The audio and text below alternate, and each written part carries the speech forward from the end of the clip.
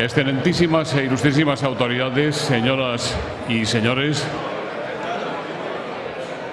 como presidente de Nueva Economía Forum, tengo el placer de darles de nuevo la bienvenida a la tribuna Andalucía del Fórum Europa, que organizamos con la colaboración de Cajasol y Vodafone.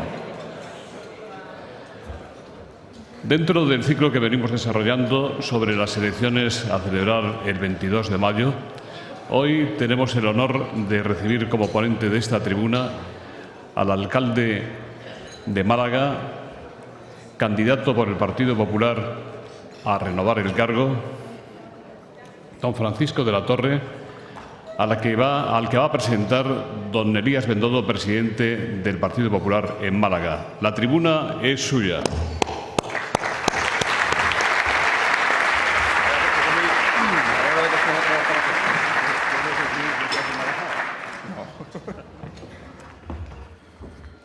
Buenos días a todos.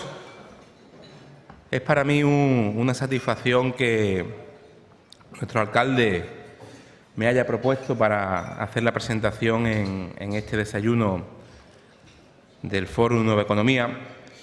Y, alcalde, para mí es una satisfacción, como te decía, y es un orgullo. Las grandes ciudades se construyen a base de grandes proyectos, pero también a base de pequeñas ilusiones. Para Francisco de la Torre, para nuestro alcalde, nuestro candidato, cada uno de los vecinos y las vecinas de nuestra Málaga son sus pequeñas ilusiones. Y estas pequeñas ilusiones son las que, junto a Paco de la Torre, han construido durante los 10 últimos años este gran proyecto, que es nuestra gran ciudad, Málaga. Gran proyecto iniciado en el año 95 de la mano de otra magnífica alcaldesa, Celia Villalobos, que también hoy nos acompaña. El ingenio mal entendido de algunas personas de otros partidos les ha llevado a utilizar como arma arrojadiza la veteranía de nuestro alcalde. Su edad, una edad, por cierto, muy juvenil. Un ingenio mal enfocado, porque una de las mayores virtudes de Francisco de la Torre es su dilatada experiencia como gestor del servicio público, unido a su gran espíritu joven, porque conjuga la sabiduría y experiencia adquirida con el paso de los años con el ímpetu y la fuerza de un chaval, lo que como resultado da el alcalde más joven y más sabio que Málaga y los malagueños podríamos tener. Málaga es hoy una ciudad referente en España y también fuera de ella. Y eso tiene un nombre, un motivo: Francisco de la Torre. Como en alguna ocasión, en alguna intervención he comentado, es un alcalde peleón, todos lo conocéis, luchador hasta el extremo, y lo es por inconformismo. No se conforma nunca en su defensa de los intereses de Málaga y de los malagueños, porque la Junta de Andalucía y el Gobierno, comandado por el Partido Socialista, no nos lo ha puesto fácil, todo lo contrario. Muchas han sido las trabas y las zancadillas de una administración andaluza alejada de los verdaderos problemas y necesidades de los ayuntamientos. Un injusto sistema de financiación local, fruto de una descentralización incompleta, ha complicado más si cabe el día a día de las corporaciones municipales en plena crisis económica. Ahogados los ayuntamientos por competencias que les son impropias, estas administraciones municipales se han convertido, me atrevería a decir, en pequeños héroes en medio de un paro creciente y de todas las dificultades que en los últimos años se han generado. Ayuntamientos como pequeños héroes, liderados en algunos casos por alcaldes que se han configurado como grandes héroes, como es el caso de Paco de la Torre, quien ha afrontado el reto de impulsar la recuperación económica dentro de las limitadas posibilidades que tiene un ayuntamiento para ello. En los últimos años, el Ayuntamiento de Málaga ha sido capaz de generar más de 8.000 puestos de trabajo y más de una decena de instalaciones que, a modo de incubadoras empresariales, han permitido el desarrollo de muchísimos proyectos empresariales y de interés en nuestra ciudad. Eso teniendo en cuenta y sabiendo que las políticas o las competencias en materia de empleo no son competencias de los ayuntamientos, son competencias, como marcan los estatutos y la Constitución, de la comunidad autónoma y del Gobierno central. La mejor política de empleo que puede hacer un ayuntamiento es pagar a los proveedores. Yo creo que esa es la mejor política de empleo que puede hacer un ayuntamiento y podemos decir con orgullo que este ayuntamiento, liderado por Paco de la Torre, tiene el récord, paga en menos de 70 días. Como decía, los proveedores también piensan efectivamente que esa es la mejor política de empleo, ya que pagamos religiosamente y ya con eso hacemos mucho más que otras administraciones que exceden muchísimo ese plazo. Esos son, entre otros muchos ejemplos, elementos claramente diferenciadores de un alcalde que sabe luchar contra viento y marea, que lleva a su ciudad en la cabeza y, como hemos dicho muchas veces, para ser candidato en cualquier municipio de la provincia, incluido la capital, hay que tener cumplir dos requisitos. Tener la ciudad en la cabeza, que Paco de la Torre tiene la ciudad en la cabeza, y tener también Málaga en el corazón, y Paco de la Torre tiene Málaga también en el corazón. Así es Paco de la Torre, todos lo conocéis, una persona que ha hecho en muchas ocasiones, en numerosas ocasiones, que me sienta orgulloso de formar parte del Partido Popular de Málaga. Y un alcalde que en muchísimos momentos también me hace sentir orgulloso a mí y a todos mis compañeros y vecinos de ser malagueño. Os dejo con Paco de la Torre. Muchísimas gracias.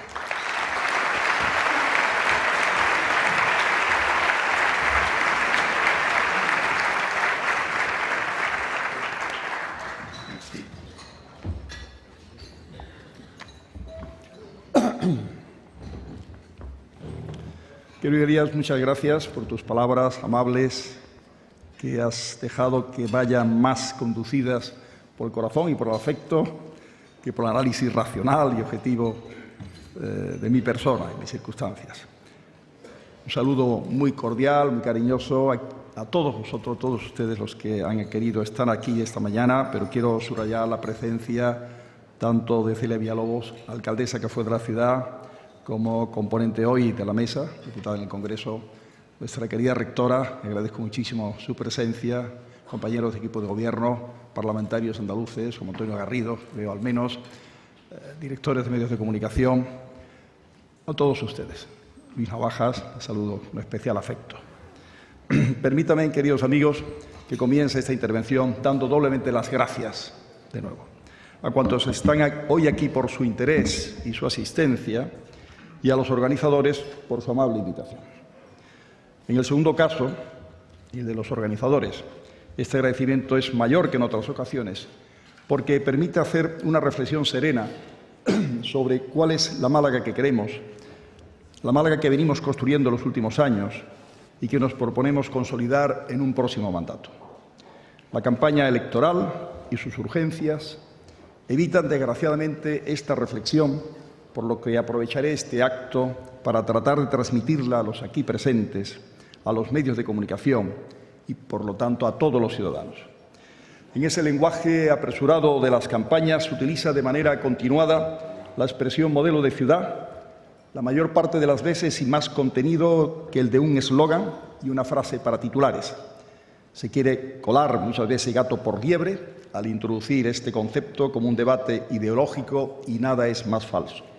Si repasan ustedes los programas electorales del PP, el nuestro, del Partido Socialista, el de Izquierda Unida, los programas para la ciudad de Málaga, encontrarán una casi plena coincidencia en los diagnósticos con algunas pequeñas dosis del ya antiguo centralismo democrático del Partido Socialista e Izquierda Unida.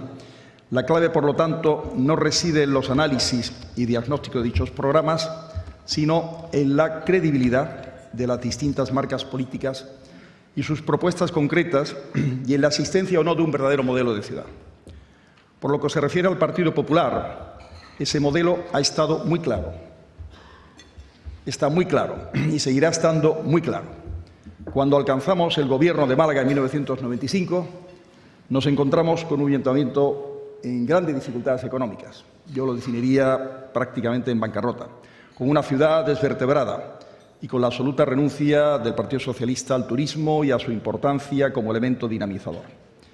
Esta posición sería un tremendo error en cualquier lugar y en cualquier caso, dado que el turismo era y es el primer productor de ingresos a nivel nacional y andaluz, y se había plasmado años antes con la separación de Torremolinos, pero constituía y constituye algo sin sentido, habría que llamar un disparate mayúsculo, para una ciudad capital de la Costa del Sol y con 6 millones anuales de visitantes a escasos kilómetros ya entonces, ya en aquel tiempo. El Gobierno Municipal Popular definió entonces cuáles deberían ser los 3 ejes de organización y crecimiento de la ciudad presente y futura. En primer lugar, una apuesta decidida por el turismo, vinculándolo con la cultura para rentabilizar un nicho de mercado totalmente complementario con el turismo ya existente de sol y playa. En segundo lugar, el compromiso con la promoción de Málaga como polo de desarrollo tecnológico basado en la universidad y el parque tecnológico y con énfasis especial en las tecnologías del conocimiento y de la sostenibilidad energética. No olvidemos que el primer plan estratégico se aprobó en 1996 y habiendo colaborado en él, y mucho, yo personalmente, desde AISDIMA, lo hicimos nuestro. Y finalmente, la apuesta por un sector de la construcción no solo inmobiliario. Conviene detenerse en este punto, especialmente en estos momentos en que los socialistas demonizan al sector como el culpable de todos los males, sin encontrar respuesta a la sangría del paro que ello conlleva. El ayuntamiento que presido apostó, con el anterior Plan General, por el desarrollo de nuevos núcleos de viviendas, de nuevos espacios de expansión de la ciudad absolutamente necesarios en ese momento. Y lo hizo diseñando Teatinos como el gran centro de crecimiento de la ciudad junto a Soliva. Del éxito de ambas iniciativas hay pocas dudas y en el caso de Teatinos justifican incluso la creación de un nuevo distrito en la próxima legislatura. Pero además apostó por infraestructuras de enorme importancia para la ciudad, como el túnel de la Alcazaba y el paseo marítimo de Poniente, que ha pasado de ser un escenario casi de guerra a un magnífico escaparate de la ciudad. Y acciones de gran repercusión turística y comercial, como la peatonalización progresiva del centro histórico, en la que seguiremos avanzando, y las remodelaciones profundas de varias barriadas de la ciudad. Y todo ello sin contar con la ampliación en 1 millón de metros cuadrados para la universidad y otro tanto, de distinta forma, evidentemente, para el parque tecnológico, además de ceder gratuitamente los suelos necesarios para todas y cada una de las no demasiado numerosas inversiones de la Junta de Andalucía. ¿Qué vamos a hacer en este campo concreto durante los próximos años? 2 apuestas decisivas. La definición de una zona de desarrollo residencial en Campanillas, también en la parte sur del Puerto de la Torre, y la decidida promoción de suelo productivo tanto para nuevos y mejores polígonos comerciales como también para las nuevas centralidades. Recordemos los espacios de Repsol, del Duende también, San Rafael, Martiricos, La Térmica, etc.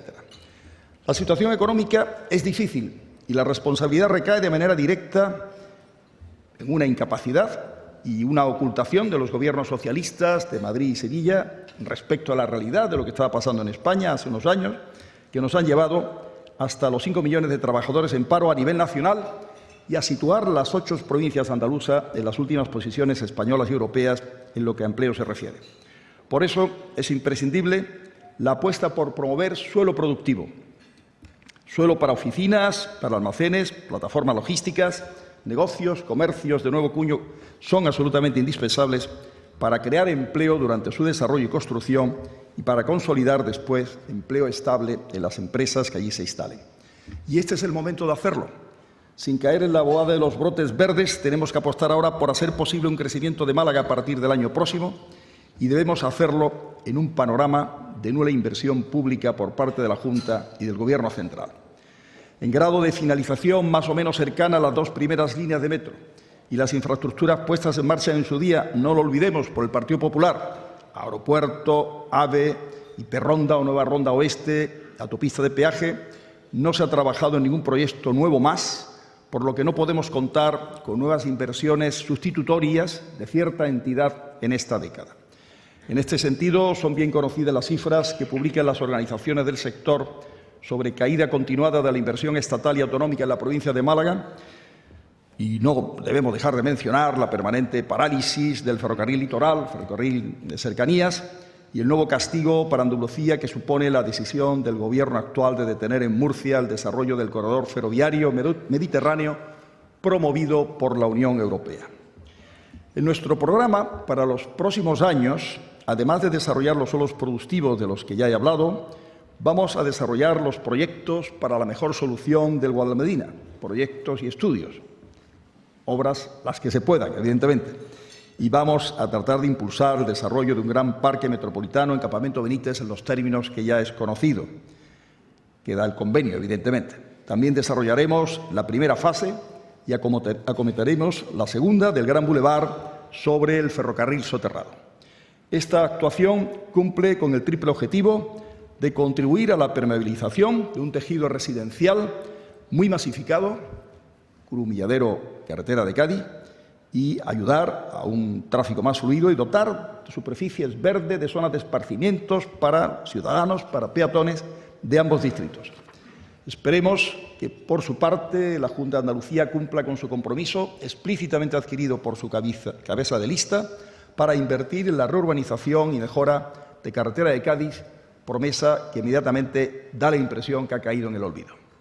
Vamos a continuar también con nuestra decidida apuesta por la vivienda de protección oficial, con la construcción por el Instituto Municipal de la Vivienda de más de 2.000 nuevas unidades en los próximos 4 años, destinando la mayor parte a alquiler, dadas las actuales dificultades para el acceso al crédito, con especiales facilidades que daremos para jóvenes y colectivos más afectados por la crisis. Una vez más, no hacemos sino continuar el camino ya andado. En los últimos 10 años hemos desarrollado más de 6.500 viviendas, terminado casi 4.600, 500 en construcción y la diferencia en proyectos avanzados con zonas en urbanización para ellos. Mientras tanto, en la Junta de Andalucía solo tenemos noticias de 36. No haré ningún comentario, no hace falta para ello. Permítame que vuelva ahora al primero de los ejes del modelo de ciudad diseñado y ejecutado por el Partido Popular, el conjunto, el binomio cultura-turismo. Ya he explicado el error y la oposición o la indiferencia socialista a este asunto y cómo vimos claramente el nicho de mercado existente. Desde entonces, la apuesta por el desarrollo cultural mediante la creación de infraestructuras específicas y de programas permanentes y acontecimientos, eventos, ha sido ingente y los resultados son bien visibles. Además del conjunto Museo y Casa Natal de Picasso, el Centro de Arte Contemporáneo y el novísimo Thyssen son hitos muy claros que se unen a la adquisición y rehabilitación del Teatro Echegaray y del Cine Albéniz, a la construcción de la Caja Blanca, al Auditorio Municipal y a la gran obra para el uso cultural y museístico del complejo de Tabacalera. Estas 3 últimas inversiones cumplen además con el objetivo añadido de proporcionar importantes dotaciones culturales a diversos distritos de la ciudad para descentralizar las instalaciones culturales. En los próximos años vamos a completar ese tejido cultural con varias acciones de primer nivel. Hablaré en primer lugar del conjunto Astoria-Victoria, ya rematado el largo proceso de su adquisición. Este edificio va a tener un doble uso y un doble objetivo en el tiempo. Ya les anuncio que una de las primeras decisiones de la nueva corporación, si los ciudadanos siguen confiando en el Partido Popular, será el concurso para su renovación y utilización inmediatas como centro de formación, ensayos y actividad productiva en artes musicales y escénicas.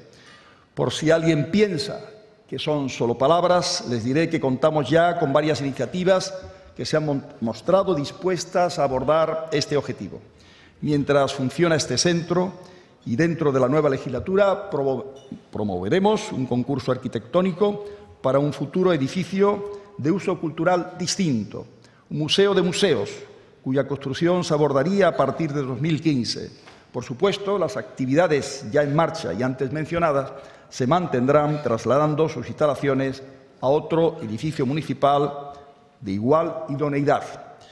En el nuevo mandato se iniciarán también las obras del auditorio en San Andrés, en colaboración con otras administraciones.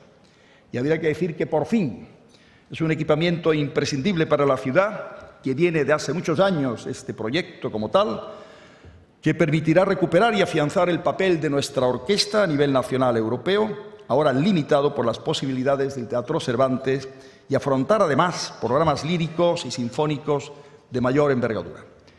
Otra actuación de primera magnitud es el impulso al barrio de las Artes, también llamado Soho, con una dotación inicial de 1,5 millones de euros para fomentar un tejido comercial y de servicios directamente relacionado con la actividad creativa y artística y que sirva de nexo de unión geográfico entre el puerto, la conexión puerto-ciudad, la Plaza de la Marina y el Centro de Arte Contemporáneo, además de generar sinergias evidentes entre los creadores que allí se instalen.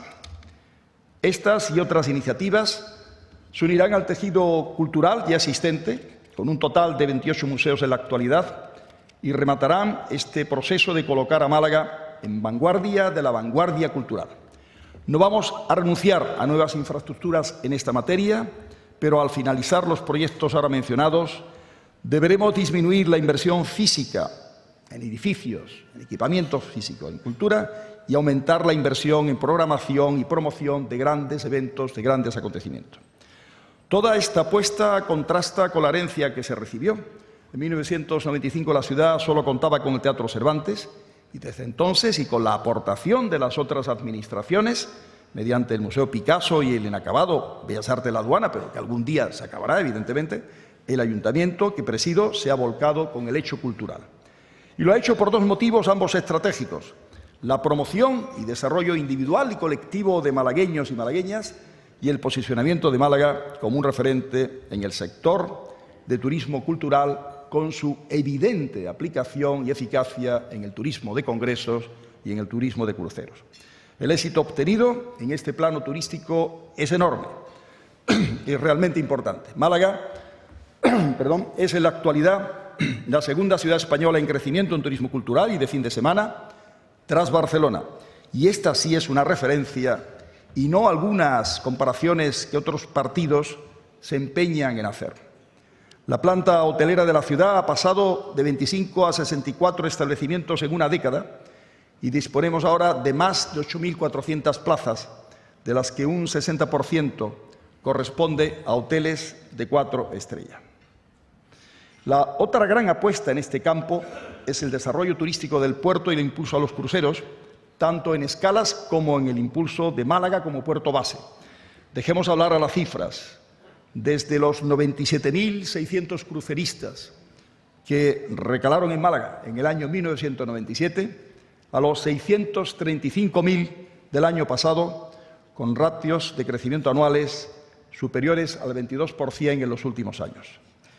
No se trató de una decisión aislada, sino que visitamos y aprendimos de las renovaciones de otros grandes puertos europeos. Aprendimos que en estos tiempos los puertos se diseñan a la medida de los buques y no al revés, y decidimos apostar por los cruceros y por el tráfico de contenedores.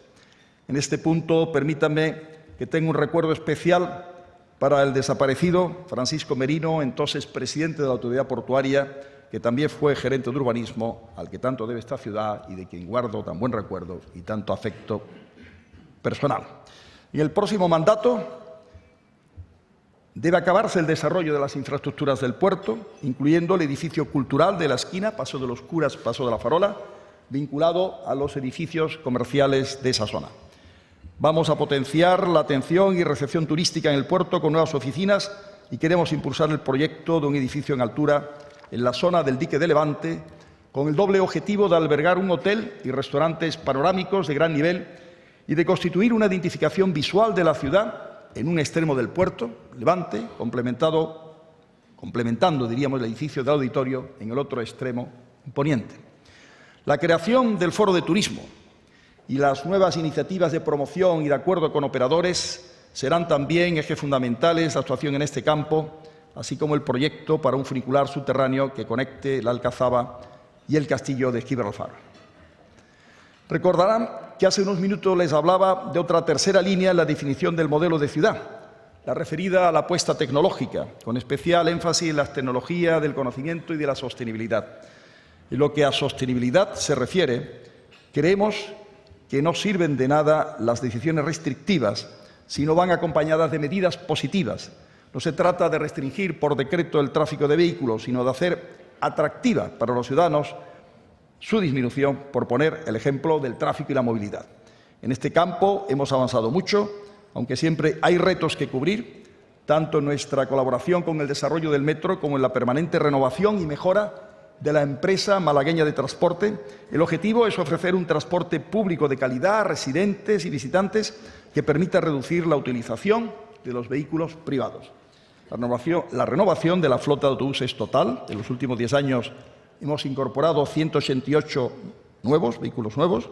Toda la flota está adaptada para su uso por personas con discapacidad. Asimismo, están adaptadas 725 paradas.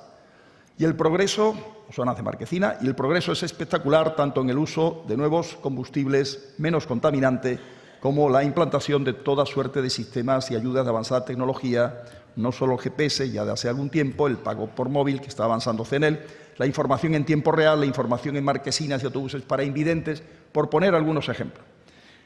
Esta apuesta, en el marco del Plan para la Movilidad, aprobado inicialmente, que se plantea reducir significativamente el tráfico en los próximos 15 años, va a continuar en los próximos años y ampliaremos en 10 kilómetros más la red de carril bus, la próxima corporación, del mismo modo que incorporaremos nuevos kilómetros de carril bici, otras de las realizaciones destacadas de la legislatura que acaba en el campo de la mejora del medio ambiente, que se conecta con ese campo de la mejora del medio ambiente.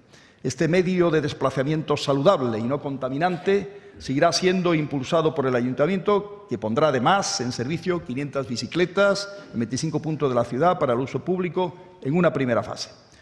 Pero la gran novedad en este campo será la apuesta por el uso de automóviles híbridos y eléctricos.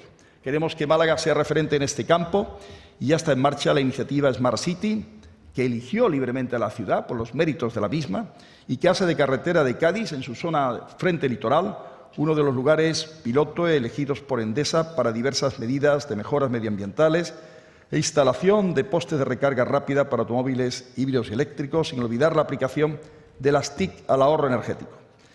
En el próximo mandato ampliaremos esta iniciativa y emprenderemos un catálogo de acciones de acuerdo con el compromiso suscrito con el NEDO, Organización para el Desarrollo de Nuevas Energías de Japón. La medida de mayor visibilidad será el despliegue de 200 automóviles eléctricos de la ciudad, de los que una parte corresponderá al propio parque móvil municipal, así como la instalación de un total de 200 puntos de recarga convencional y 16 de recarga rápida. Estudiaremos, además, junto al sector del taxi, la implantación progresiva de vehículos híbridos y, en algunos casos, eléctricos para sustituir a los actuales taxis de Málaga. Y queremos continuar impulsando la investigación y la instalación en Málaga de actividades industriales y tecnológicas en relación con los vehículos híbridos y eléctricos. Al mismo tiempo, añadiremos más plantas solares a los colegios públicos e instalaciones municipales para complementar las actualmente en servicio en 27 centros educativos y en 14 edificios del Ayuntamiento. Estas últimas suministran ya unos 550 kilovatios, cifra que incrementaremos en el próximo mandato y que se une a una batería de acciones para reducir el consumo eléctrico en alumbrado público, en edificios, etc. El impulso a la tecnología y la excelencia en los últimos años se han traducido en las actuaciones antes señaladas con la Universidad y el Parque Tecnológico, además de programas de investigación con la Universidad de Málaga y otras instituciones por parte de Masa y del IMASA. Vamos a continuar en esta línea. Vamos a inaugurar 2 incubadoras destinadas preferentemente a las tecnologías de la información en el Parque Tecnológico, que son el centro de coworking en el parque actual, y ProMálaga Excelencia en la zona de ampliación que está ya con la urbanización prácticamente terminada. El otro gran foco de actividad municipal en este campo ha sido la creación y el decidido impulso del Club Málaga Valley, que es el más importante foro sobre nuevas tecnologías de nuestro país. Más de 200 empresarios y directivos, muchos de ellos al frente de importantes multinacionales, apuestan por la Málaga de la innovación y la tecnología, y el núcleo malagueño, al frente del cual está Antonio Gómez Guillamón, avanza en fuerza y consolidación. Málaga necesita que su universidad tenga la máxima excelencia y sabemos de la pasión que pone nuestra rectora en este objetivo. Y en ese sentido es conveniente incorporar, aún en contratos temporales de pocos meses, que se repitan todos los años, los mejores profesores de las mejores universidades del mundo para impartir cursos de posgrado de últimos años, en inglés, por supuesto, con vocación internacional en las materias donde queremos ser fuertes, poderosos, casi exclusivos. No debe perderse de la vista la creación de nuevos centros e instituciones de investigación y de enseñanza superior. Este foro y un amplio conjunto de actividades de promoción de la ciudad está consiguiendo colocar definitivamente a Málaga en todos los mapas nacionales y europeos, me refiero al foro Málaga Valley, y continuaremos en este trabajo para colocarla en todos los mapas, incluyendo todos los recursos de la web, todos los recursos que hoy Internet nos permite. Por usar un juego de palabras, estamos haciendo que Málaga pase de ser una ciudad grande a ser una gran ciudad con proyección europea y mundial. Llegados a este punto, muchos de ustedes echarán de menos que no haya hablado en profundidad de empleo. Y desde el Partido Popular queremos rechazar tajantemente contemplar el paro como una realidad estructural y permanente. Esto solo sucede cuando se da la dualidad de crisis graves y gobiernos ineficaces, cuando no son, digamos, incompetentes más que ineficaces. Demostramos que se puede evitar esa lacra social en un periodo concreto de la historia de España, 1996-2004, y lo volveremos a demostrar en un futuro inmediato. El paro es un fenómeno coyuntural, temporal, que debe ser corregido y resuelto mediante políticas activas y eficaces de las administraciones con competencias en la materia, y que debe conseguirse una acción de toda la sociedad coordinada y consensuada y, digamos, solidaria en ese sentido. No es casualidad que los niveles del 5 al 6% de paro sean definidos como situaciones de pleno empleo, cuando se consiguen. Los ayuntamientos, por lo tanto, debemos y podemos ayudar a facilitar el empleo, pero no tenemos ni competencias ni recursos transferidos en esta materia, ni marcamos, obviamente, la política económica de un espacio que está inmerso en una política de amplitud territorial mayor. Pese a ello, en Málaga venimos desarrollando una labor inmensa, una labor importante en este campo, y aún no suficientemente conocida, que voy a tratar de resumir en unas cuantas cifras.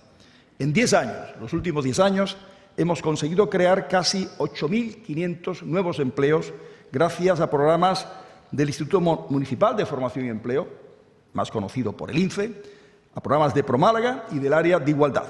Además, hemos formado laboralmente a 25.000 malagueños y malagueñas y hemos ayudado a crear o desarrollar nuevas actividades generadoras de empleo a 2.500 empresas, 2.500 emprendedores. Han visto nuestro apoyo, nuestra acogida, nuestras incubadoras, nuestra ayuda económica para salir adelante, para empezar. Y todo ello pese a las reiteradas negativas de la Junta de Andalucía y su delegada en Málaga para que el INFE pueda actuar como agencia de empleo, como agencia municipal de empleo. Hemos creado además 13 incubadoras de empresas con una capacidad total de 267 empresas y 670 puestos de trabajo. Pese a los previsibles recortes de ingresos que aún sufrirán este y todos los ayuntamientos españoles, vamos a continuar con estos programas en el futuro inmediato con un objetivo mínimo de crear otros 3.200 nuevos puestos de trabajo. Es una necesidad imperiosa, dadas las cifras de paro españolas y malagueñas. El trabajo municipal en la lucha contra el paro tiene también un importante reflejo en el esfuerzo desarrollado para mantener una política efectiva de pago a proveedores. El Ayuntamiento de Málaga, con gobierno del Partido Popular, ha pagado, paga y seguirá pagando en tiempo y forma a sus proveedores, así como a la Hacienda Pública y a la Seguridad Social. Quede esto bien claro. La repercusión en el mantenimiento de plantillas de los 5.000 proveedores de media anual que tiene el Ayuntamiento de Málaga es muy considerable, es muy importante. Esto puede parecer una obviedad, algo que va de suyo, pero conviene señalar que no es el caso en un número considerable de ayuntamientos, muchos de ellos con gobiernos socialistas, que pagan con un retraso enorme. No es casualidad que las provincias andaluzas viajen en el furgón de cola de las estadísticas de empleo, tanto a nivel nacional como europeo. Hasta Extremadura ha conseguido adelantarnos, demostrando que puede haber administraciones socialistas más sensatas que esta Junta de Andalucía, perdida en el dinero tirado en campañas de propaganda increíbles, en el estafado, dinero estafado en Eres Imposible, y en el perdido en subvenciones inconfesables a entidades y sindicatos afines, además de en un número de sociedades todavía desconocidos, incluso para la Cámara de Cuentas. Es una necesidad la lucha contra el paro y aún más urgente y necesaria la lucha contra la exclusión social que genera. Los recursos destinados a programas directos de ayuda del Ayuntamiento han crecido de modo exponencial en los últimos años.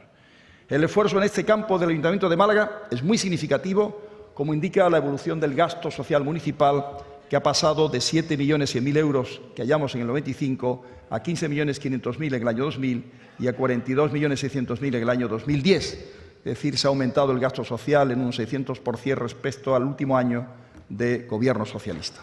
Queda claro, por lo tanto, que el compromiso municipal con las políticas sociales es absoluto, hasta el punto de que estas serán las únicas partidas de gasto corriente que se mantendrán con seguridad en los presupuestos de los próximos años y se incrementarán, si es posible, pese a la disminución de ingresos que sufrimos y que es de todos conocida.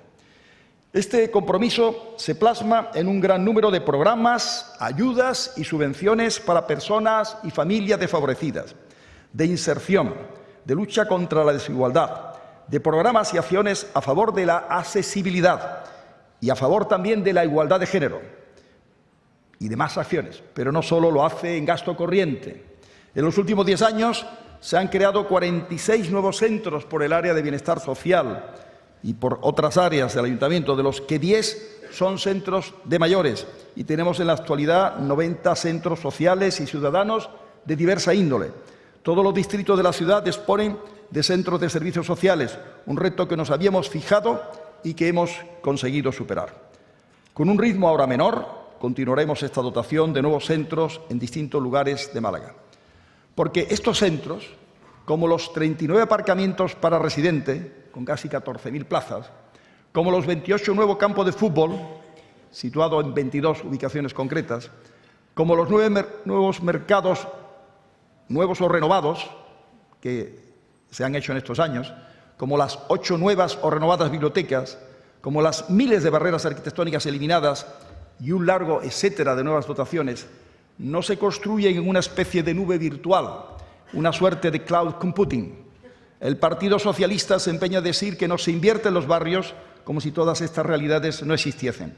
Lo cierto es que toda la labor que hemos desarrollado en estos años y que continuaremos en los 4 próximos es una labor con reflejo directo en los ciudadanos y ciudadanas de Málaga y en todos y cada uno de sus distritos y barriadas, como lo son las más de 800 actuaciones de urbanización, pavimentación, mejora de servicios y alumbrado, afectando muy positivamente a la práctica totalidad del tejido urbano de nuestra ciudad, como lo son los más de 16.000 nuevos contenedores para todo tipo de residuos urbanos instalados, además de una red de más de 350 contenedores soterrados en unas 100 islas para esa finalidad, como lo son los más de 2.200.000 metros cuadrados de superficies verdes instaladas, regadas, todas ellas con agua no potable del freático, como lo son los 96 oasis instalados en las playas de Málaga. Todas estas actividades y otras muchas más serán continuadas en la próxima legislatura si los ciudadanos nos renuevan su confianza. Y tenemos esperanzas muy fundadas de que así sea, porque, como dice uno de nuestros lemas de campaña, puedes confiar. Los malagueños y malagueñas pueden confiar en nosotros y en nuestro proyecto de ciudad, que he intentado resumir para ustedes por 5 motivos básicos, porque hemos demostrado en estos años que gestionamos bien y de manera eficiente, porque no lanzamos ahora promesas imposibles de cumplir en este escenario económico, porque tenemos voluntad de seguir impulsando a Málaga, porque tenemos la dedicación y el compromiso para hacerlo, y porque contamos con un equipo de hombres y mujeres, muchos hoy aquí presentes, capaces de desarrollar esta tarea. Muchas gracias.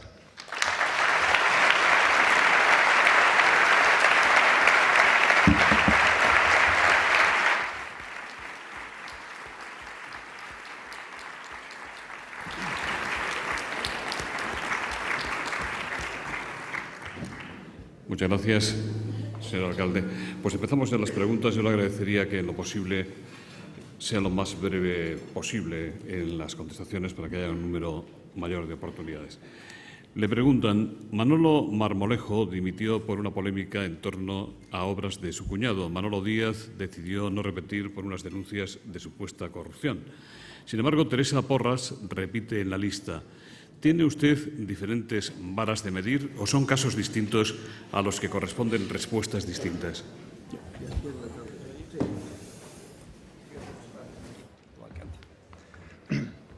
favor, silencio. La pregunta, se ha oído, espero por todos, es si tengo distintas varas de medir o algo parecido. Sí. No. La misma vara de medir. En definitiva, el caso de Manuel Marmolejo, del que tengo el mejor concepto y la mejor apreciación, responde a la realidad de que se cometió un error, quizás por desconocimiento, como él mismo adujo, pero el desconocimiento no impide el cumplimiento, o no, digamos, no deja de ser obligado a cumplir la ley, que era que no se puede contratar por alguien directamente a un familiar, que me parece que hasta cuarto grado, según la legislación. Y eso llevó efectivamente a la dimisión de Manuel Marmolejo en la reflexión de que las cosas eran así y son así. ¿Eso significa que Manuel Marmolejo no es una persona válida? En absoluto, es perfectamente válido, es un hombre formidable en el trabajo, con una entrega a las cosas de interés general de los vecinos que se ha demostrado sobradamente y que está ahí en su vocación natural, ¿no? Maldías estimó oportuno el no presentarse en las listas para que no fuera utilizada toda una situación que estaba teniendo reflejo en la prensa en contra de la candidatura, y en el caso de Teresa Porras que no hay ninguna razón para que no pueda estar, porque es un planteamiento de cumplimiento de la legalidad de los contratos. Yo quiero en ese sentido dejar claro que nuestro ayuntamiento ha ido más allá de lo que la ley establece. Hemos planteado contratos, cuando son contratos menores, o sea, directos, que sin embargo sean 3 empresas las que tienen que presentarse, digamos, en un procedimiento negociado. Cuando son negociados hasta 3 empresas hemos exigido 6 como mínimo, y cuando hemos recordado además que demuestren que no están vinculadas esas empresas, es bueno recordar que la legislación no dice nada en ese sentido. Y cuando quisimos que en la página web estuvieran nuestras ofertas todas, inclusive los directos, para que viniera cualquier empresa, hubo la lógica protesta de los empresarios malagueños que nos dijeron: oiga, si eso se hace en toda España, bien, pero si resulta que solamente en Málaga abrimos las puertas donde puede ser directo para empresas malagueñas, y solo de Málaga, queda en una inferioridad de condiciones la empresa malagueña, que no pueden tener la reciprocidad de un tratamiento que trata de buscar la transparencia y la competitividad. ¿Qué ocurre? La legislación estatal, siguiendo los pasos de la europea, había elevado los mínimos de lo que se podía hacer en contratos directos. Nosotros quisimos ir más lejos de esa norma, en el sentido de decir, mantengamos aún la competitividad. Yo creo en la competitividad, creo en la transparencia, y creo que el dinero público hay que gastarlo como si fuera, más que si fuera de uno, con el mismo mimo exquisito y el cuidado de que cunda mucho, se gaste bien y le hagan las obras quienes tienen la mejor responsabilidad y capacidad para hacerlo, ¿no? Y lógicamente los directos se plantean pues para conocida. ¿Por qué lo hace la legislación? Pues la rapidez, la agilidad, y porque dice, bueno, conozco estas empresas que lo hacen bien, me merecen confianza y puedo tirar para adelante. Ese es el planteamiento. Nosotros hemos querido corregir la ley, ser más papistas que el Papa, si se me permite, ¿no? Y eso va a crear algunos problemas, lo reconozco, por esa autoexigencia, ¿no? Pero la voluntad nuestra, yo siempre he dicho, dígaseme por alguna de alguien que sepa un ayuntamiento que haya llegado tan lejos como nosotros en esta voluntad de competitividad y de transparencia. No he tenido noticia de ello y he de decir que nuestro propósito es seguir en esa línea de la máxima transparencia y compromiso de claridad y competitividad. Una pregunta de Rogelio Ordóñez. Dice, en la lista con la que usted se presenta hay ausencias notables de concejales e incorporaciones nuevas muy sonadas. En la convocatoria anterior usted impuso una lista de personas cercanas a usted mismo y ahora ha cambiado esa composición de forma importante. ¿Está dando usted pistas ya de quién será su sucesor antes de que termine la legislatura? ¿Se compromete usted hoy y aquí a agotar la próxima legislatura como alcalde si, como dicen las encuestas, ¿es usted el elegido? Hay 2 mensajes, me parece, 2 preguntas en esa cuestión. Una, en relación a una reflexión sobre la lista que con mucho gusto abordo, no la eludo. Yo dejé claro cuando la presentación de la lista que, en primer lugar, estoy plenamente satisfecho del trabajo de todos y cada uno de mis compañeros, de los que siguen en lista y de los que no están. Plenamente satisfecho, orgulloso de ese trabajo. Y es un activo formidable. Permítame. Lo quité antes porque me estorbaba en la lectura. Este documento es lo que se ha hecho. Este documento es lo que vamos a hacer. Esto que se ha hecho está lleno del trabajo de todos y cada uno, de todos y cada uno. Y dicho eso, dejé claro también que se trataba en esta corporación de dar un matiz no es un ensayo, es una reflexión profunda, de que necesitamos avanzar en la democracia participativa, en la cercanía del gobernante con los gobernados, con los ciudadanos, de que es bueno crear esa figura, potenciar la figura del concejal de distrito, concejal, concejala, que no tenga más tarea, que no es poca, que estar en el distrito, que estudiar y conocer sus problemas, pequeños y grandes, y tratar de resolverlos. Con los medios que se tenga, que sabemos que en esta corporación van a ser más escasos que la anterior, pero estar muy cerca de la gente en ese sentido. Y que eso obligaba, lógicamente, que daban menos efectivos humanos, en unas previsiones normales del grupo que podamos sacar en las elecciones.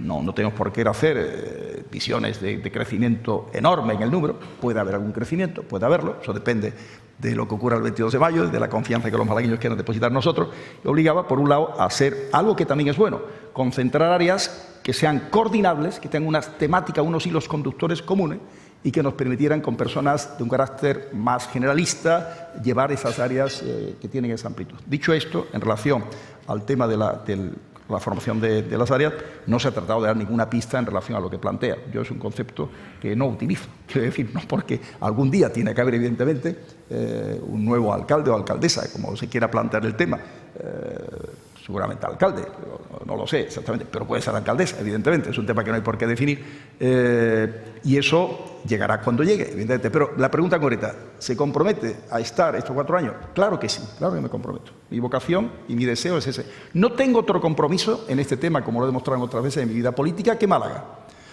Si me permiten que le cuente alguna anécdota, en la etapa posterior a la Diputación mía, que está muy de actualidad en estos días, lo recuerdan ustedes, y de la cual, desde el punto de vista, me siento muy orgulloso en mi servicio a la ciudad de Málaga, y a la provincia de Málaga, yo tuve ofertas al ser expulsado de aquel sistema, si me permiten, por mi posición liberal, aperturista, por Europa, etcétera, porque así lo manifestaba en muchos ámbitos, de pasar a tener posiciones en los gobiernos penenes que hubo en aquel momento, antes de las elecciones del 77, pero ya gobiernos, digamos, impregnado de un cambio democrático, el primer gobierno de Suárez, de puestos a nivel de su secretario, dentro de temas de agricultura, etcétera, o también en embajadas fuera de España, en temas de agricultura agronómica y tal.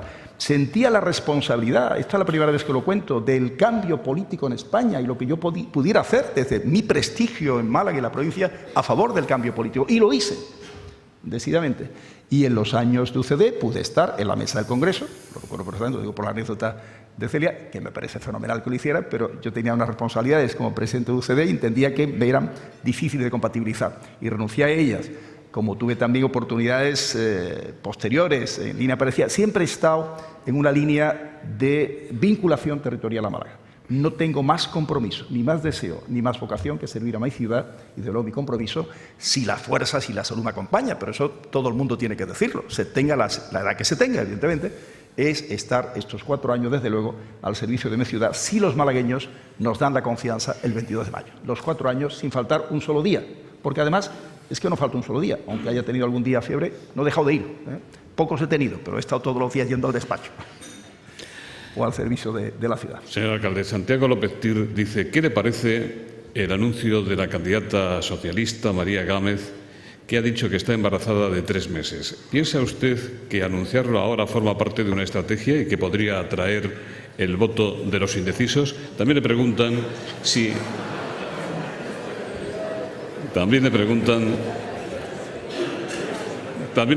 si guardan ustedes algunos anuncios de este tipo para los próximos días de campaña.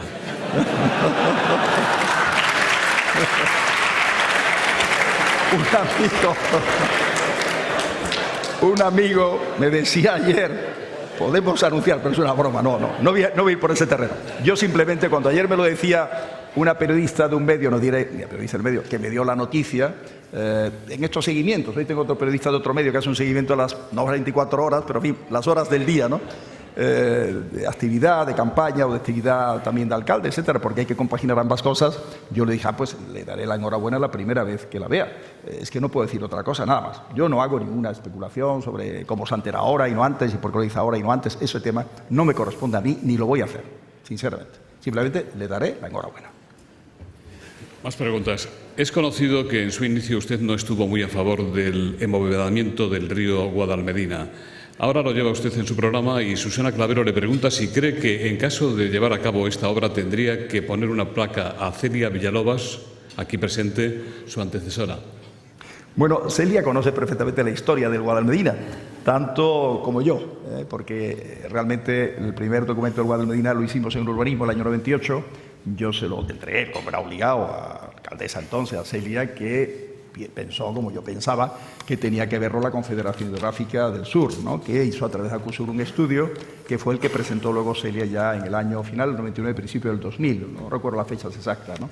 Por lo tanto, ya desde el año 98 yo he estado hablando de este concepto, ¿no? El Guadalmedina siempre ha estado muy presente en reflexiones, en estudios que hacíamos en AESDIMA. He mencionado la palabra y el concepto de la empresa, la asociación AESDIMA, y quiero tener un recuerdo hacia Enrique Balduca, recientemente fallecido, que fue el gran impulsor de aquella asociación en el año 1976, ¿no? Y por lo tanto, siempre he creído que es una herida que está ahí presente en la ciudad, una asignatura pendiente. Creo que su empoderamiento debe ser no total, parcial, quiero decir, no tiene por qué ser hasta la presa de la Concepción, del Limonero, hasta la zona urbana, donde tenga utilidad para integrar ambas orillas, donde hay una cierta densidad de desarrollo urbano, pero para crear espacios de convivencia, espacios y zonas verdes. No es para crear espacios grises y de cemento, quede esto muy claro. Es simplemente para que los espacios verdes que creemos no se los lleve el río. Si los creamos en el río, se los lleva el río cuando sale el río. Y el río sale. Porque por mucha presa que tengamos, los arroyos urbanos situados aguas abajo de la presa, que por tanto no podemos retenerlos en la presa, son capaces. El SEDEX DICIT, si me permiten ustedes, el SEDEX, el organismo consultado, ya sabéis, ya saben ustedes, con tanto retraso y con tanto desacierto, porque tardaba mucho en saber qué es lo que decía el SEDEX y por qué lo decía y qué se había preguntado, etcétera, pero dijo algo que ya sabíamos y que en el estudio del 98, a él me remito, estudio hecho de la Agencia de Urbanismo, ya decía, 200 metros cúbicos por segundo necesita el cauce del río para el agua que no retiene. Y calculaba que la presa necesitaría evacuar hasta 400 metros cúbicos por segundo para compensar las avenidas que tenga, ¿no? La presa hay que ampliar su compuerta de desagüe y tiene una capacidad para 100 metros cúbicos por segundo. Eso yo diría que es un error de diseño de la presa, el único que tiene. Se amplía a 400, ¿para qué se debe ampliar? Pues para poder vaciar con más rapidez si hubiera avenidas de importancia que se viera que necesitaran esa evacuación. Eso es un sistema muy seguro. Caben otros, el que hizo Acusur va en otra dirección, con el túnel hacia atrás. O sea, ahora hay un concurso, como saben ustedes, hacia atrás quiero decir un túnel que salía de la cola del embalse hacia el mar, como se presentó por parte de Celia, hacia la zona este de la ciudad. Pero el concurso, y voy a mencionarlo porque me parece importante, he entrado en el tema porque me han preguntado y además he visto que en otros casos pues los candidatos de otras formaciones políticas también han entrado en esta cuestión. Yo he tratado de que el tema técnicamente no entremos en mucho debate electoral, se puede entrar de una manera correcta, así pacífica, digamos, como yo trato de hacerlo, pero recordando siempre que tenemos un camino, que es el camino de la Fundación CIEDES, donde se está trabajando en un pliego de condiciones para hacer un concurso de ideas, de equipos multidisciplinares, que nos permitan consensuar de la manera mejor posible las soluciones hidráulicas necesarias y las soluciones urbanísticas. Yo estoy, por tanto, hablando de una solución mixta en el sentido longitudinal, ¿no? Una parte quizás abajo abierta, la de la ría, no hay por qué cubrirla, una parte ya desde el sur, desde antes de la Alameda, un poquito más abajo, hacia Puente, por supuesto, de Mármol, Puente de Armillán, inclusive, eso hay que hacerlo por fases, la zona de la Rosaleda, Puente de Valle Inclán, y a partir de ahí puede ir abierto. El cauce tiene capacidad para más de 600 metros cúbicos por segundo, puede llegar a una capacidad de 1000 metros cúbicos por segundo, y por tanto hay que abrir en las márgenes, hacer algún detalle de parque fluvial y mantener los 600, porque la clave es que haya siempre capacidad para 600. En la zona urbana, repito, no cabe meter jardines ni parques porque le quitamos. Los árboles serían arrollados por el agua, chocarían contra los puentes y pasaría el fenómeno del año 1907, que fueron los árboles los que tiraron de los puentes. Nos quedamos sin puentes en la ciudad. De ahí vino el puente de los alemanes, porque la ciudad quedó rota por el río Guadalmedina, ¿no? Entre sus dos márgenes, ¿no? No sé si el tema lo he explicado, merece una cierta explicación, lo he hecho, pero yo creo que partía de un error de base, ¿no? Cuando decía que había una, como digamos, postura contraria, nada más lejos de la realidad. El trabajo inicial está donde está, en el año 98. Después seguido, continuado y perfeccionado. Desde la opinión de Málaga, dicen, si la adquisición de la Astoria costó más de 30 millones... Perdón, y antes sobre el tema de placas, estoy encantado de ponerle a Celia todas las placas que ella se merece, por supuesto, en este tema y en todos, porque hay una pregunta. Ya sabe, doña Celia, tendrá usted una placa. La opinión de Málaga. Si la adquisición de la Astoria costó más de 30 millones y ahora se propone su derribo para un museo de museos, ¿podría concretar el coste de la operación? Y si no cree que es excesivo, en este mismo tema, don Diego Rodríguez Vargas, presidente del Ateneo, dice: ¿puede especificar el contenido del Museo de Museos que usted promete en el edificio Astoria? Vamos a ver, partimos de un dato no exacto. No es cierto que costara más de 30, costó algo más de 20 y queda pendiente una cantidad dilucidada. La verdad que está en 23 millones más o menos el costo actual, pagado ya por el Ayuntamiento, y una cantidad que estamos en discusión, negociación, que durará lo que sea necesario que dure para aclararse en relación a las expectativas, digamos, de gastos producidos por la promoción, que hay que reconocer porque hemos roto el camino que llevaba esa promoción, lo hemos interrumpido. Pero no creo que sea una cifra que llegue a superar ni con mucho, no se acerque, por supuesto, a los 30 que ha mencionado. Dicho eso, creo que nadie negará la importancia de esa parcela, su ubicación estratégica. Estamos hablando de la Plaza de la Merced, plaza que con su renovación adquiere un papel más importante aún. La circunstancia está ahí la casa natal de Picasso, que queremos también ampliar. No he hablado de ese tema porque no he querido desarrollar, eran 20 y tantos minutos los que podía más o menos intervenir y no podía entrar en muchos detalles, pero queremos también ampliar de una manera gradual, porque hay que reconocer que vamos a tener menos dinero en esta legislatura o esta corporación que en la anterior. Decía ampliar y darle la importancia a la casa natal que debe tener. Somos la ciudad donde nació Picasso y eso nadie nos lo puede discutir. Museo Picasso, tenemos aquí el que tenemos, fruto de la generosidad de la familia, el compromiso de la familia Picasso y la actuación en esta materia de la Junta de Andalucía y nuestra colaboración, que siempre va a estar ahí, como es natural, pero Museo Picasso hay en el mundo algunos más importantes que este, evidentemente, pero casa natal es la única. Entonces, esto es muy importante. El eje de Alcazabilla cobra una importancia monumental y patrimonial evidente. Es un eje renovado, con una belleza, con una posibilidad de disfrutar, de conocer la historia de Málaga perfecta. La aduana va a ser un potente espacio cultural. Será el año 12, será el año 2013, espero que sea cuanto antes, que podamos tener ahí, hemos deseado, lo saben los malagueños, el Museo de Bellas Artes con una gran ambición, el mejor Museo de Bellas Artes de Andalucía hubiera sido, uno de los mejores de España, pero bueno, va a ser Bellas Artes y arqueológico. Ya saben que nuestra idea era que el arqueológico estuviera en la Trinidad, para que fuera también el mejor de Andalucía y uno de los mejores de España. En cualquier caso, el potente núcleo de la aduana, más la calle Sister, el Museo Picasso, la catedral, todo eso le da una importancia a ese eje fundamental. Por lo tanto, la ambición de lo que ahí planteemos es clave. No lo planteamos de inmediato por falta de recursos. Es así, por falta de recursos, porque la crisis está durando más de lo que se preveía. La situación económica no sabemos cuándo remonta, no sabemos cuándo volveremos a tener recursos con una cierta holgura para poder hacer inversiones como hemos hecho en el Thyssen, que son 27, 28 millones de euros, como estamos haciendo en Tabacalera, donde hemos también invertido una cantidad importante, no tanta como la que se dice, pero una cantidad importante en rehabilitar Tabacalera. Y por tanto, ahí debemos de pensar, depende de la ambición total que pueda tener. Ahí salen unos 5.000 metros construidos, quiero recordar, aproximadamente, en las 4 plantas que irían para Museo de Museos, con alturas expositivas importantes, yo decía altura de más de 4 metros, quedaría 4,5, una cosa así, con una altura global que respetaría, estaría por debajo de Casa de Campo, y por tanto multipliquen ustedes por los euros metro cuadrado según la ambición de... Pero aun en el caso de que fuera una inversión de 2.000 a 3.000 euros, estaríamos hablando de 10 a 15 millones de euros. No es, por tanto, la inversión enormemente costosa, pero tiene su entidad y lo abordaremos. En algún momento lo hará el Ayuntamiento de Málaga. Hay que ver también el gasto corriente de este Museo de Museos, que consiste, en definitiva, en el panorama mundial de los museos, seleccionar, y ahí tenemos gente con ideas que esbozan y que trabajan, pues aquellos museos que podemos llegar a acuerdos de préstamos importantes y significativos durante un tiempo estable, amplio,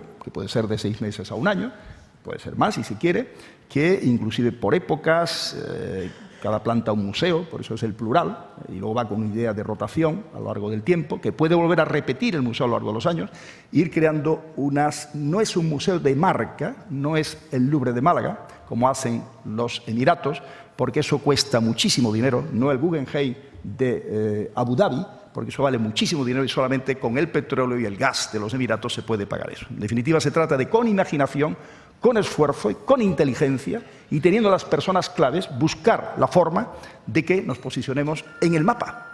Y cuando digo el mapa, me refiero a nivel mundial. Ese es el objetivo. Es un proyecto muy bonito. Es un proyecto, sin embargo, del cual hemos hecho poco detalle porque vemos que es necesario una cierta gradualización en el tiempo y que ahora tenemos posibilidad, con ofertas que existen, al menos 2, de empresas y gestores interesados en la línea que he comentado de formación y de estímulo a creadores en el campo de artes escénicas, musicales, etcétera, que será importante. Y eso tiene poco costo, puede ser inclusive el coste de rehabilitación, es rehabilitar el edificio tal como está, es aprovechar los espacios que tiene, el mismo Astoria, el mismo Victoria, los edificios de pisos, y sacar de ahí una distribución que vaya en la línea de tener, pues eso, una utilidad inmediata a un costo mínimo, ¿no? De decir que en este tema ha colaborado, y lo digo con muchísimo gusto, pues el espacio, si me permiten, ¿cómo podría esperar una palabra? Pues lo que sigue siendo aún todavía la Fundación Málaga Ciudad Cultural, José Manuel Cabral de Luna, a quien veo desde aquí y le saludo, pues algunas ideas hemos compartido en este tema y algunas fórmulas, algunas iniciativas que luego pues avanzaremos por ese camino. Entonces, yo creo que he contestado con amplitud a la pregunta esta, sobre la cual muchas veces no es conveniente ser muy preciso porque, hombre, uno no puede patentar las ideas. No sé si me explico. Y a mí me gustaría patentar la idea del Museo de Museos, pero no la puedo patentar, no existe ese registro. Antonio, bueno, trataremos de hacerla pronto, pero tenemos que dar una cierta gradualidad. Antonio Bueno le pregunta por qué ahora ha rescatado usted su proyecto de peatonalizar la Alameda. ¿Cree de verdad que la Junta aceptará financiar las obras como usted pretende? Vamos a ver, cuando se habla, y se hablaba de que después de este mayo-junio iban a empezar las obras del metro ya pasando el Guadalmedina, no tenemos fecha. Y es un tema sobre el cual puedo entender que hay un calendario más lento del previsto desde el ámbito de la autonomía, porque el metro es sabido que se planteó en mi criterio no muy acertadamente con una concesión a empresa privada, tanto en Málaga como en Sevilla, ¿no? Eso ha complicado mucho, las obras cuestan más de lo que se pedía por las empresas privadas, hay una financiación privada que va con el BEI, como saben ustedes, el Banco Europeo de Inversiones, pero al final la Junta está poniendo también, Junta y el Estado, ¿no?, inversiones directas en algunos tramos, ¿no? Entonces, es natural que cuando se actúa en la ciudad para transformaciones en transporte, sea metro a cielo abierto, sea tranvía, los espacios urbanos afectados se reurbanicen y se actualicen y se modernicen. Eso ha ocurrido. En Málaga hemos conseguido en Calle La Unión un resultado bastante aceptable, hemos tenido una buena colaboración, hemos tratado de dar ideas y de consensuarlo con los vecinos. Queda pendiente la asignatura de carretera de Cádiz, me he referido en mis palabras a ello, y yo creo que lo que hay que procurar en los espacios del centro es que esa actuación no quede igual. Se va a sufrir, van a tener una afectación el vial norte de la Alameda, podamos tener una nueva configuración, un espacio renovado y mejorado. Es lo normal, es lo habitual en todas las actuaciones, no es pedir nada extraordinario, no es costoso el tema de la peatonalización. Otra cosa es el tema de Plaza de la Marina, donde ahí en el programa somos suaves, decimos impulsar la conexión puerto-ciudad, y eso queda muy abierto, puede ser con semáforos la mejora, luego el tema de todo el programa la estación intermodal es un tema que se verá de qué forma se puede hacer, porque tiene su volumen de inversión, pero hay que planteárselo en estos momentos. El metro, cuando llegue el momento, pasará, y cuando pase es cuando hay que actuar, y una vez pasado ya no es momento de actuar. Es muy complicado. Por eso lo planteamos, lógicamente, porque cronológicamente debe de coincidir en esta corporación. Para bien y para mal, lo digo claro, porque va a ser bueno para la ciudad, que duda cabe, y además que llegue ya está comprometido con las muros pantallas para poder acoger por la dimensión de anchura el cercanías algún día hasta la Plaza de la Marina, y para mal porque va a ser una obra complicada que afectará mucho a la vida de la ciudad. Pero trataremos, cuando unas cosas son buenas para la ciudad, de colaborar todos para que se sufra lo menos posible y saquemos el lado positivo de las cosas. Pero en el lado positivo de las cosas está esto que he comentado. José Luis Falcones, ¿no es inoportuno subir ahora el precio del agua? ¿Por qué las familias tienen que pagar el pato en medio de una crisis que les afecta tan brutalmente? Vamos a ver, nosotros no hemos subido el agua en 2 años, quede esto claro. No hemos tocado la tarifa del agua en 2 años, el Ayuntamiento de Málaga. Hay una iniciativa autonómica de un canon para abordar las depuraciones desde la Junta de Andalucía, que se iba a hacer desde enero y que al final se decidió desde la Junta ponerla en marcha desde mayo, desde el 1 de mayo. ¿Qué ocurre? Y abordo un tema que está de actualidad. Con lo que Masa le ocurre que Masa factura no los recibos al fin de año, ni cada 6 meses ni cada 3 meses, sino cada día hay recibos. Depende de cuándo se hizo el contrato, de cuándo se hizo la última lectura, De promedio hay unos 800 facturaciones diarias, que multiplicado por los días del año da el total de facturaciones que tiene más. Por lo tanto, hay facturaciones ya en el mes de mayo que incluyen algunos días de mayo. Un día, 2, 3, 4. Esos días de mayo es poco, en relación al mes o 2 meses el tiempo que haya habido de lectura. Pero es algo, y la gente debe saber la diferencia que haya, poca o mucha, con los recibos anteriores, donde hemos tenido unos precios estables durante 2 años, explicarlo. Eso es lo que hemos hecho en esa materia. Pero queda claro que no es una iniciativa nuestra. Yo no entro ahora en calificarla, no quiero entrar en ese debate de si es oportuno o no. La verdad creo que se ha desaprovechado muchos fondos europeos en estos años, desde el Estado y desde la comunidad autónoma, es un tema de los dos ámbitos, para haber dado una vuelta a nuestra comunidad autónoma en materia de depuración de aguas residuales y haberla dejado resuelto absolutamente. Es una asignatura pendiente que en la Costa del Sol, permítame, por aquello de la memoria, no histórica en este caso, y no simplemente la memoria, que es que de los años 60 y 70 se viene hablando del plan integral de saneamiento de la Costa del Sol. Y otras costas turísticas, Baleares, Alicante, Costa Brava, la resolvieron. Y Málaga no se ha resuelto. ¿Por qué? ¿Será responsabilidad todo de la Junta? ¿Habrá parte de responsabilidad de ayuntamientos? Lo que sea será. En nuestro caso, de luego, en Málaga, hacía unos años que Junta y Ayuntamiento hemos hecho nuestros deberes para hacer la depuración. Bien es verdad que la depuradora que nos entregó la Junta en el Guadalhorce dejaba un poquito que desear en cuanto a olores. Hemos tenido que hacer un esfuerzo muy grande de secado de lodos, térmico y mecánico, y cubrirla en parte. Habrá un día que cubrirla entera para que sea lo más compatible posible con la ciudad. Pero creo que he explicado dónde está la subida y por qué además hemos explicado el tema, porque en estos días están saliendo recibos que tienen ya, algunos han salido, pues si llevamos 10 días, 11 días, 800 por 11, 8.000 recibos, 8.000 facturaciones, donde se explica exactamente el proceso de por qué hay esa pequeña subida, porque son pocos días, evidentemente. Alicia Martín, de Mujeres en Igualdad, dice: ¿podría decirnos al menos 2 acciones sociales prioritarias previstas para la ciudad de Málaga y por el equipo corporativo del Partido Popular en materia de igualdad, sin contemplar lo ya iniciado, por ejemplo, en materia de violencia de género? En materia de violencia de género. Lo ya iniciado, dice. No, le preguntan sin si contemplar lo ya iniciado. Acciones sociales. Bueno, yo diría que mantenerlo iniciado ya es mucho, mantenerlo iniciado, porque todo lo que hacemos en esta materia, como en otras de política social, como en otras de las políticas que he comentado, instalaciones deportivas, etcétera, son cuestiones que el Ayuntamiento de Málaga viene haciendo sin ser competencia y obligación suya. Esa es la realidad. Hemos creado áreas, hemos impulsado el área de igualdad con un sentido transversal absolutamente, y hemos áreas de participación, inmigración, cooperación, desarrollo, accesibilidad, etcétera, para dar un impulso mayor en todos esos contenidos. Pero, hombre, en accesibilidad es evidente que cada obra que hace el Ayuntamiento debe ser accesible, eso es natural, ¿no? Pero las políticas activas que hacemos en esta materia van más allá de nuestra obligación, ¿no? Ya eso es importante. Pero acciones concretas, la más importante para mí es el esfuerzo en empleo. Lo que estamos haciendo desde el INFE, desde ProMálaga y del área de igualdad, para el acceso de la mujer en igualdad, emprendedora y empresaria, a empleo, a tener la posibilidad de crear una empresa, apoyos específicos desde el área de igualdad en esa materia, asesoramientos, es una línea donde vamos a reforzar, donde vamos a actuar con más insistencia, y yo pondría el acento en ese aspecto que me parece el más significativo, sin perjuicio de que el plan transversal de igualdad que tenemos en la corporación, quedan cosas por hacer todavía. Joaquín Fernández, del sector de agencias de viajes, dice: siendo la primera industria de la ciudad el turismo, ¿no cree que las concejalías deberían tener una coordinación transversal para un mejor desarrollo turístico de Málaga? Es evidente que sí. Yo creo que existe bastante coordinación en esta materia, pero aún es mejorable. Eso es evidente. Es posible aún mejorar más los planes, por ejemplo, de señalética, entre el área de turismo, el área de urbanismo, inclusive distritos más afectados, más directamente implicados o relacionados con esta actividad en la ciudad. Creo que la fundación nacida del Foro de Turismo, que con los empresarios del sector se ha firmado la creación y que se va a poner en marcha en estos meses próximos, va a ser un mecanismo que va a facilitar esa coordinación que estamos hablando, sin perjuicio de que el Ayuntamiento, he comentado, en su nueva estructura va a ir creando mecanismos mediante áreas de más amplitud que facilitan la coordinación. Muchas gracias, señor alcalde. Muchas gracias, don Elías Bendodo, por haberle presentado esta mañana. Doña Rosa Santos, en nombre de las entidades que hacen posible Tribuna Andalucía, va a despedir el acto.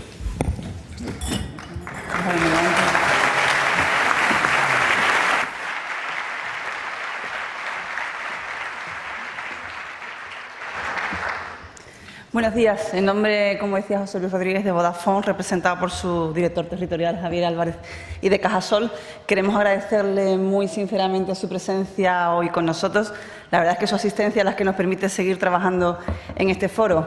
Al presidente provincial del PP de Málaga por su presentación, a José Luis Rodríguez por haber dirigido también este debate y, por supuesto, al alcalde, que desde el principio ha apoyado este foro. Él ha estado aquí en calidad de presentador, de asistente, y hoy haciéndonos esa reflexión serena, como él decía, sobre la realidad malagueña y planteándonos un completo recorrido sobre las líneas de actuación de su programa de gobierno.